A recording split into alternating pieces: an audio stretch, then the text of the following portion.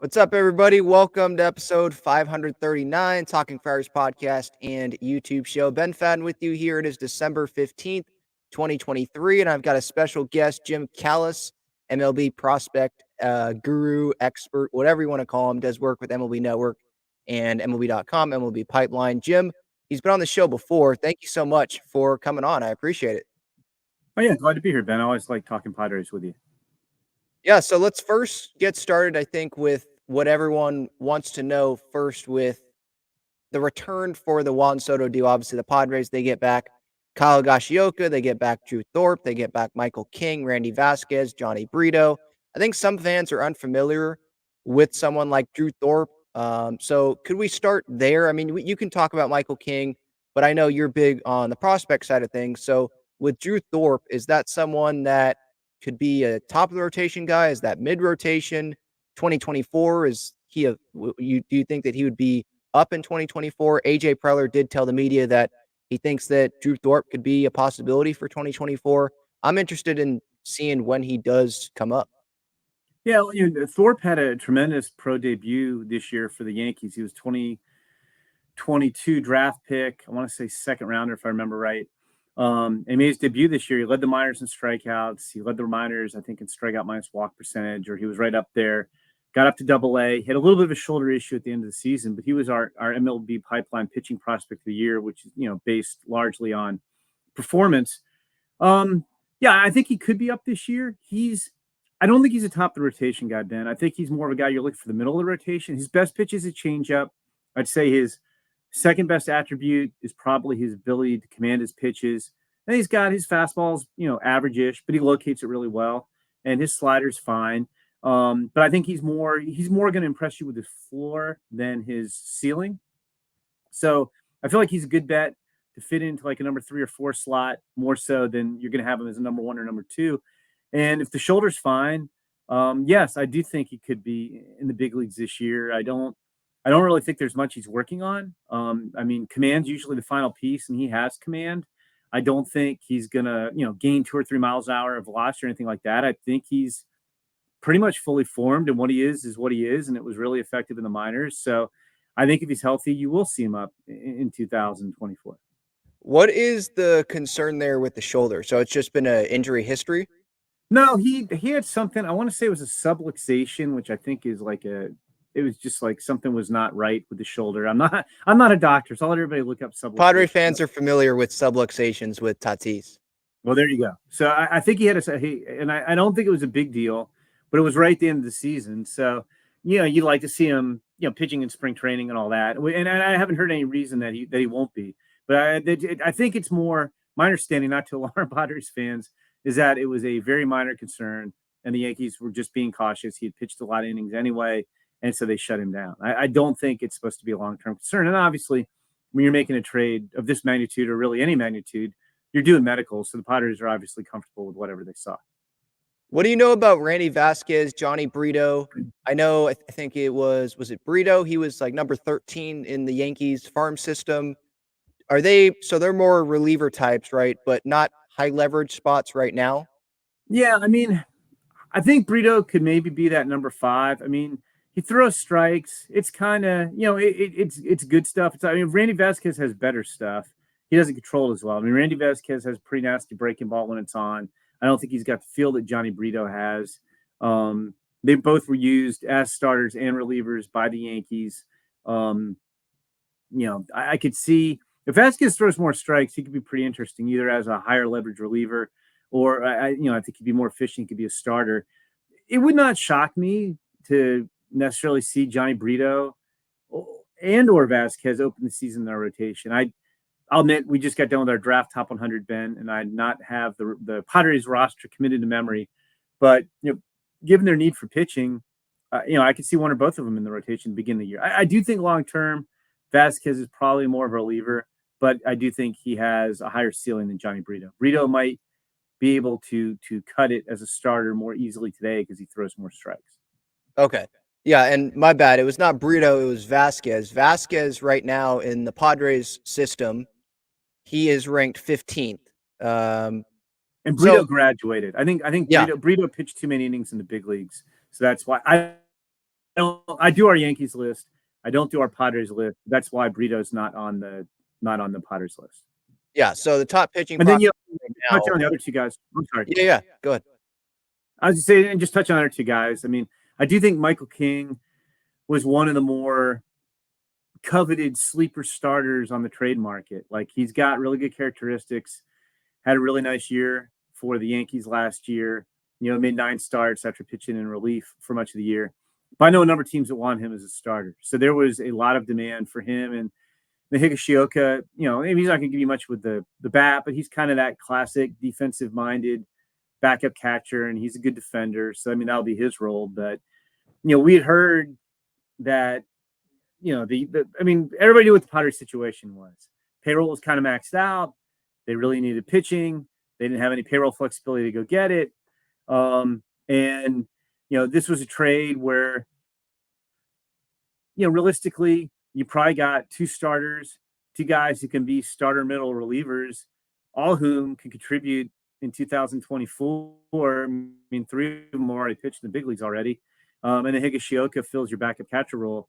So I don't think anybody was really surprised that Juan Soto went to the Yankees, because the Yankees have really good pitching depth in their system. I think they're one of the teams that does one of the best jobs in baseball year in and year out of developing pitching. And it's not just, hey, we're taking a guy at the top of the draft and he's good. I mean, they're getting 5th, 6th, 8th rounders and making them into, they're helping the guys get better and turning them into pitching prospects. You guys like Chase Hampton is still in their system. Guys like Ken Waldachuk, Hayden Wisniewski, who they traded.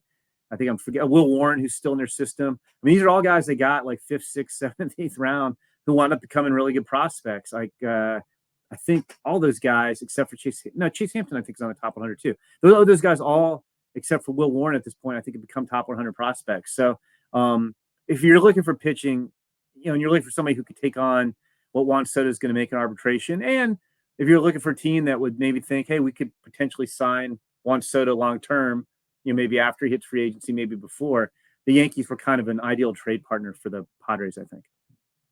Yeah, so you think this was the best package that the Padres were going to be able to get back? I mean, maybe the Blue Jays would have got desperate after they weren't able to get Shohei Ohtani, but maybe they wouldn't have been able, or maybe they wouldn't have wanted to give up someone like Ricky Tiedemann to the Padres, where the Padres could get Drew Thorpe because the Yankees say, okay, well, we have Chase Hampton. We can take on the money. We want Soto long term.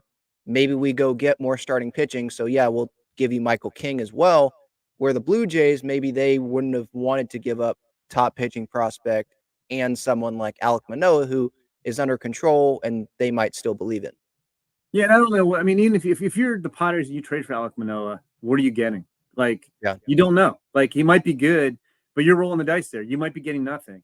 My guess is this probably was the best trade that they could pull off because, again, I do think the Yankees have more pitching depth. I do think the Yankees also have the wherewithal to go out and maybe they'll get Yamamoto and he'll go into the rotation. Like, the Yankees have the financial wherewithal to go make other moves too. So I think yes. I mean, because of like there was a limited number of teams that were going to want to pay Juan Soto, which is foolish to me. But the limited number of teams that wanted to pay him what he's worth in arbitration or what he's going to get in arbitration, and I mean, again, he's very talented. I would pay that, and had the pitching depth, could afford to give up the pitching depth like the Yankees. I feel like I think it was Ben on your podcast. And it was after Juan Soto trade. At one point, I was talking about how it's got to be great to be a Padres fan because when AJ Preller's your GM, you got to feel like you're in play for anybody who's on the trade market. Like AJ's attitude is, and the Padres have this attitude, there's another international class coming. There's another draft coming. We'll get more prospects. We'll develop more prospects. So we'll give out what we have to get the best players that we want to get.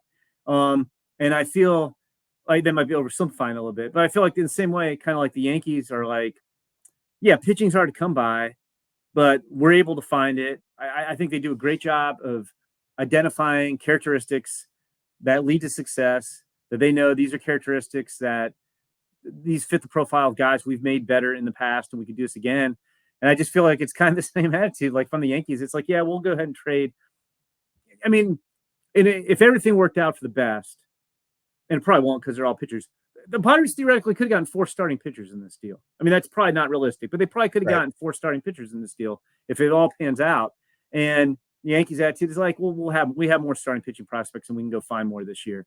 So I think that's kind of where that came from. And I do think also, I mean, everybody knows I don't think AJ really sleeps.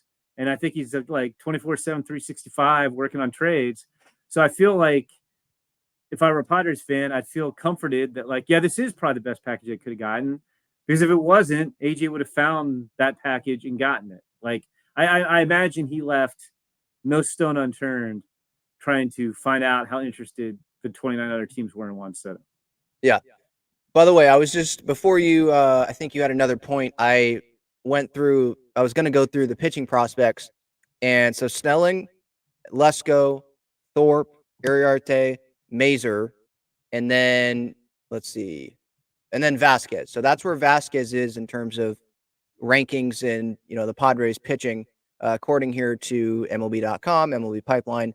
I wanted to hit on Jakob Marsee here because, and there's more guys other than just Marsee, but Marsee MVP of the Arizona Fall League, 841 OPS, I believe, this past year in the minor leagues.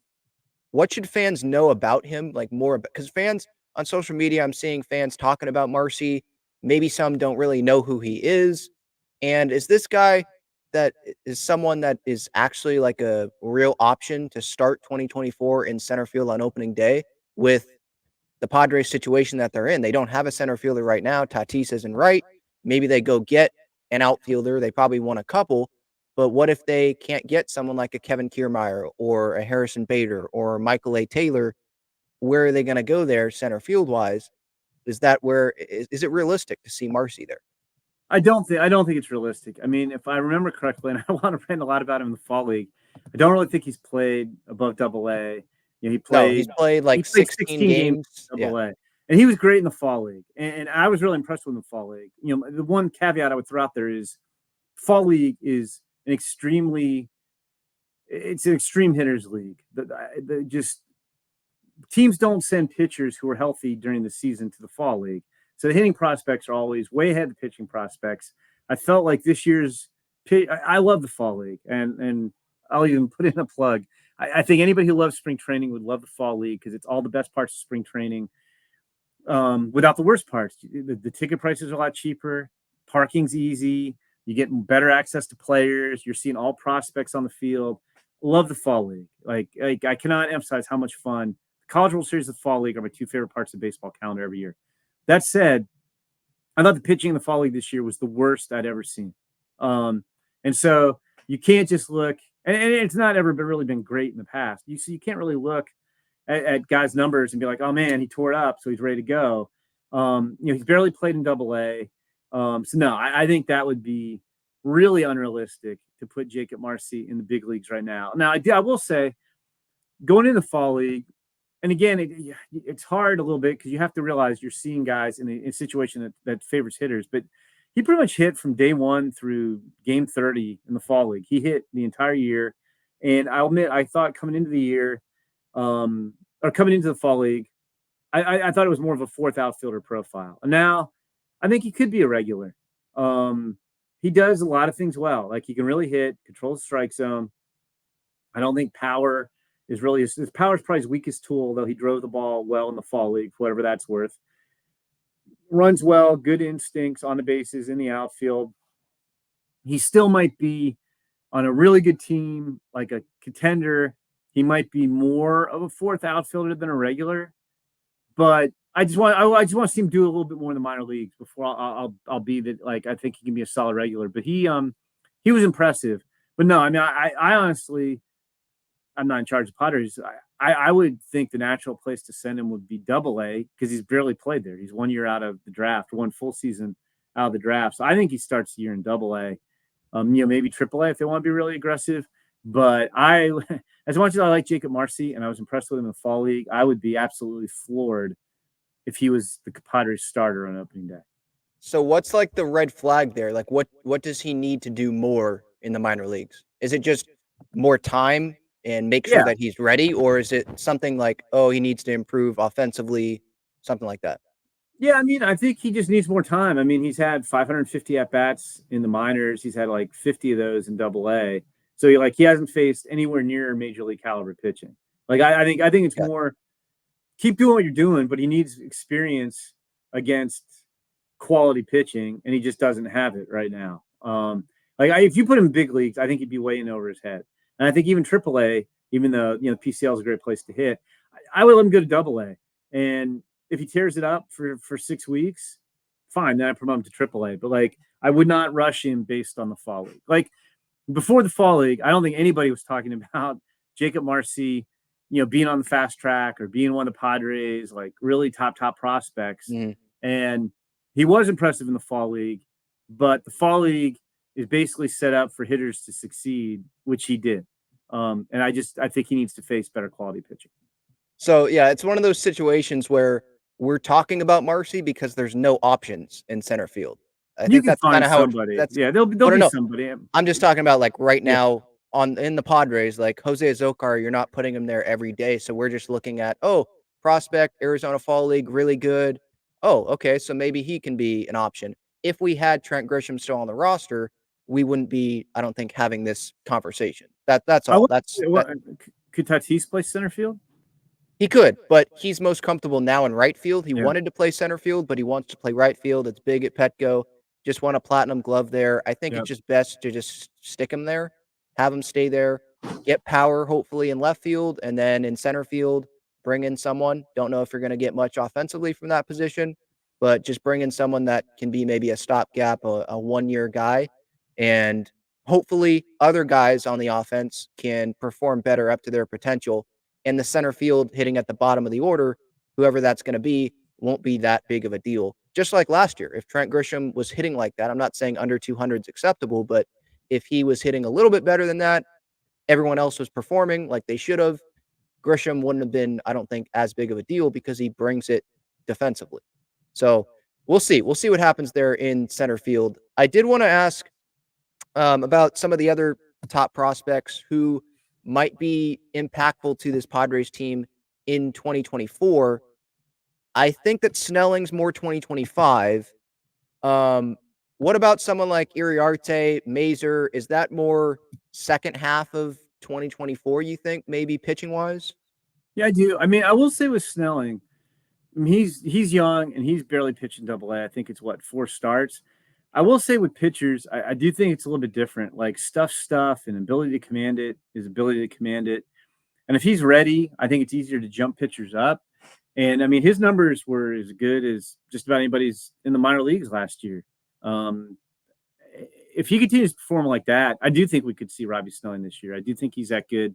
I wouldn't rush him, but if he continues to dominate, like kind of like different because he's a lot younger than Marsee. But like if you send him to AA, which is where I mean I'm sure he's going to start here in AA, and he pitches great for the first 2 months of the season, then I think you send him to AAA, and if he pitches well there, okay, call him up. But yeah, I agree. I think Iriarte's a guy who could come up at some point this year. He needs to throw more strikes before he's ready. Mazer might be the best bet of any of those guys, those 3 guys, just because I think he's got the best combination of stuff and performance and polish. So I could see Mazer maybe being a little bit more likely than Iriarte. But again, like you said, Ben, I think it's more into the season, second half than early. We're going to call those guys up real quick. What about someone like Graham Pauley? Pauley was on the show earlier this year with me, and I was impressed by some of the things that he was saying and the progression that I've seen from him. I don't know if he's ready opening day, but I think that that's another question that comes up. Some Padres fans on social media, Graham Pauley, because Manny Machado might start the season as the DH, coming off of the injury, coming off the surgery. If Ha-Seong Kim is moved, then maybe third base opens up there. I think that's more of another thing, kind of like Marsee, like, maybe we don't have as good of a backup plan there. Maybe we don't want to see Eggy Rosario play third base or something like that. And if Kim is dealt or he's playing another position, then go to Pauley. I don't know if Pauley is ready. Do you have any thoughts on him? Yeah, I'd put that in the same boat as Marsee. He had a good fall league, not a great fall league like Marsee did, but he was impressive in the fall league. He's played 20 games in AA. He's kind of aggressive at the plate, and I think it's the same thing. I think you'd be he just hasn't seen enough good pitching. So I think he'd be in over his head. I think he's a legit prospect whose profile got raised. Another 2022 draftee like Marsee, who's not an early pick, who's a lot better than people realized. Defensively, I don't think he's a great third baseman. So that to me is the biggest question after watching Graham Pauley play in the fall league. I do think he's a big leaguer. I don't know that I think he's an everyday big leaguer yet, because I don't know where he fits defensively. I don't think he's a great third baseman. I don't think he's really quick enough for second base. I do think there's some offensive potential there, but I don't know where you play him. And so I think that would be, I think he's less equipped than Marsee to make that jump to the big leagues right now. He's not as disciplined to plate. He's not as versatile defensively. And I think the position, like you're saying, if they had to play him at third, I think he'd really struggle at third with the speed of the game at big league level. So, no, I think he's more, I'd file both those guys under good prospects who raised their profile in 2023. And, needs more time to develop, but, promising guys, but certainly not big league ready, I don't think. And what are we looking at with Jackson Merrill? A lot of time at spring training last year, and there were some definitely impressive moments that I saw from Jackson Merrill. Opening day, that seems like another stretch, and also because of just guys that are in the middle infield right now. Maybe if some spots open up, but I just don't see why rush him. When he comes up, I think this is someone that you need to be playing every day. You're not just going to bring him up to sit on the bench and play once, twice a week.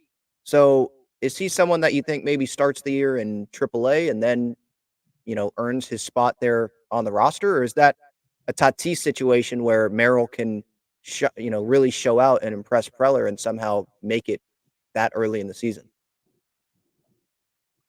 I mean, I do think Jackson's talented enough that that he could, revise his timetable. I do think that's legit.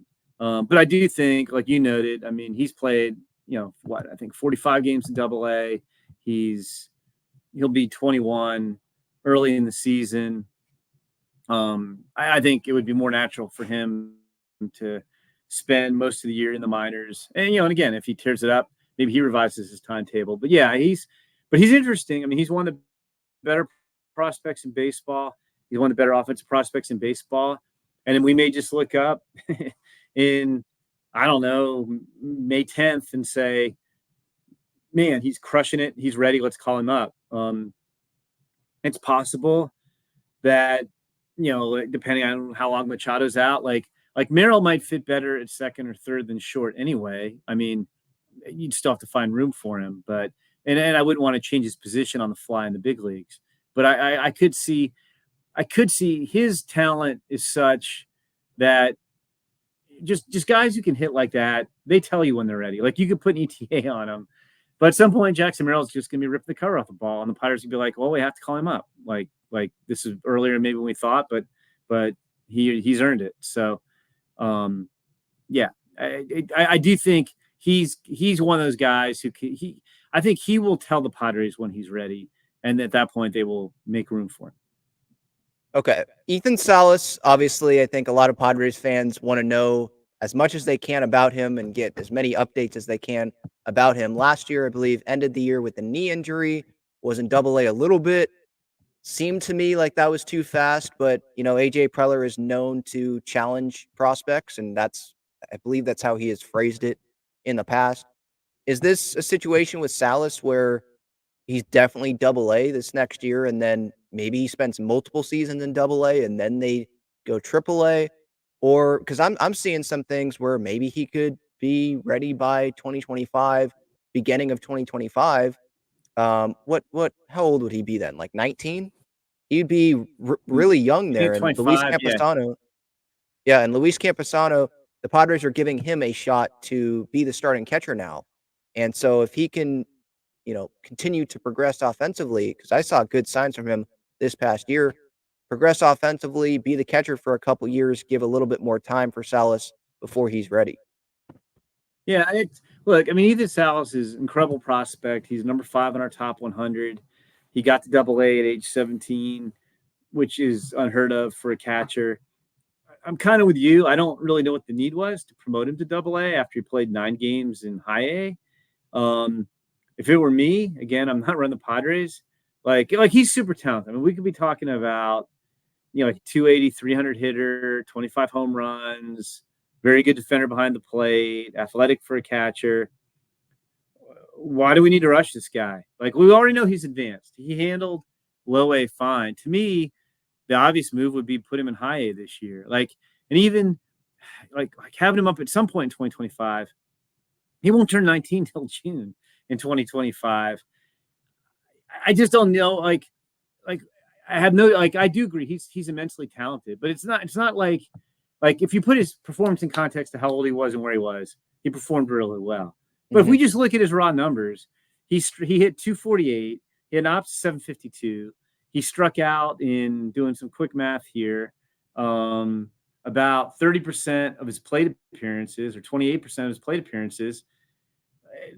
Why are we rushing this guy? Why do we need to do that? Like to me, I would have him in High A this year. And that's still High A when you're beginning the season at age 17. That's a pretty good challenge. Like, if you want to put him back in Low A this year, because again, he's going to be 17 for the first 2 months of the season, I think would be fine. I think he's a wonderful prospect.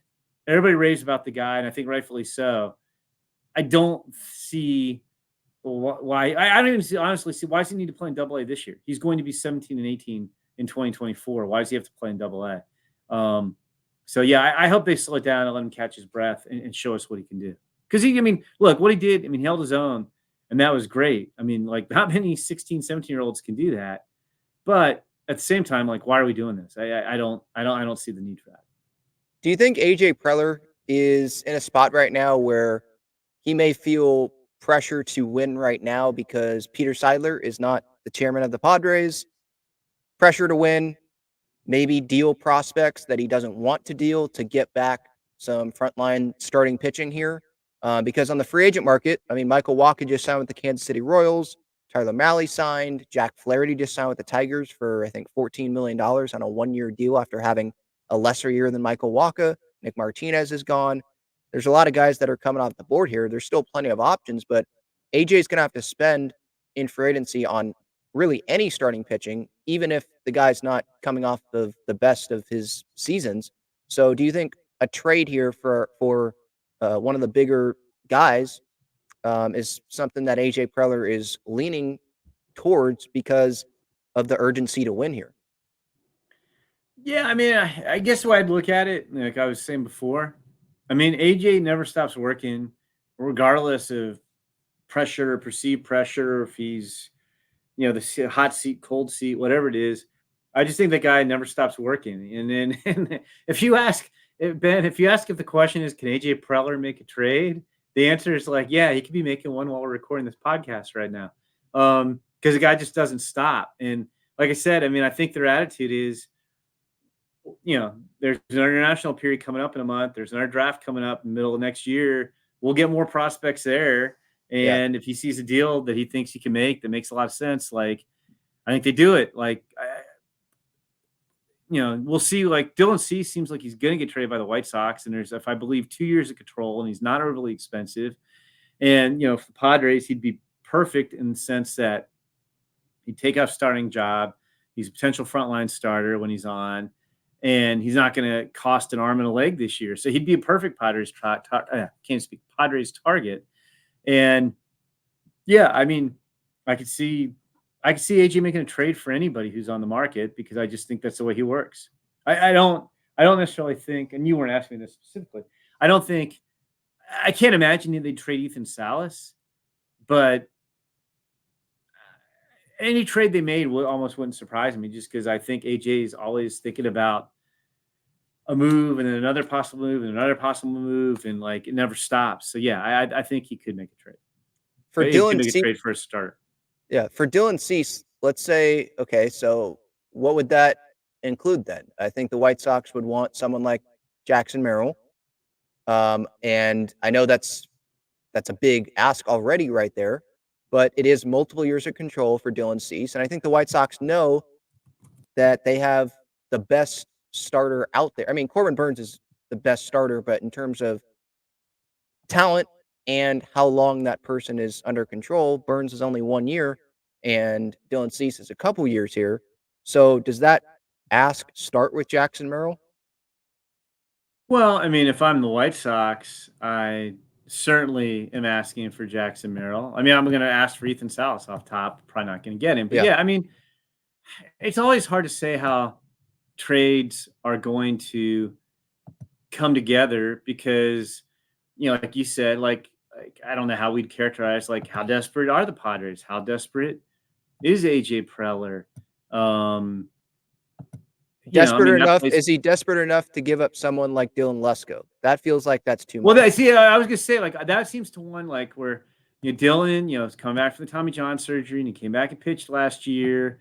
Like, like that. Like I'll put it this way: if I'm the Padres, that's the bare minimum. Like I'm getting like we're not going lower than Dylan Lesko on the. Not that teams are trading off of our um our prospect list, but I'm not taking less than Dylan Cease off that prospect list. I was trying to pop up. I don't know if you ever played with the baseball trade values Yeah, simulator, which is always interesting.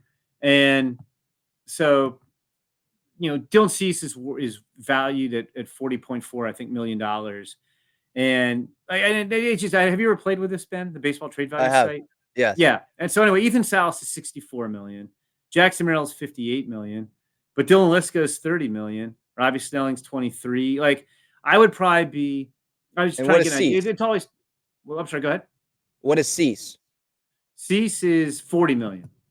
Okay. Um, so like I think you're probably like I don't think you're getting Salas from Merrill, but okay, if I'm the White Sox, I'm interested in. I want Snelling or Lesko. I want Zavala.